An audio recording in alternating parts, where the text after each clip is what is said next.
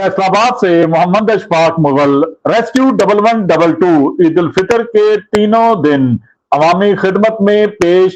Rescue 1112 Faisalabad Eid ul Fitr के अयाम के दौरान जिला भर में 800 से ज्यादा एहलकारों ने मुख्तलिफ मकामात पर ड्यूटियां सर अंजाम दी।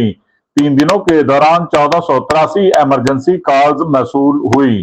3 दिनों के दौरान ट्रैफिक हादसा के 438 वाकयात पेश हुए।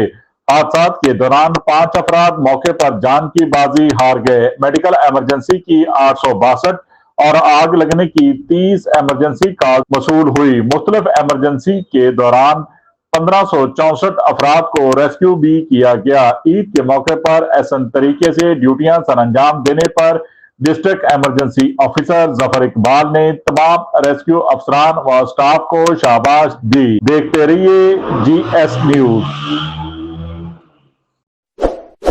इस वीडियो को लाइक करें, हमारे चैनल को सब्सक्राइब कर बेल आइकन जरूर प्रेस करें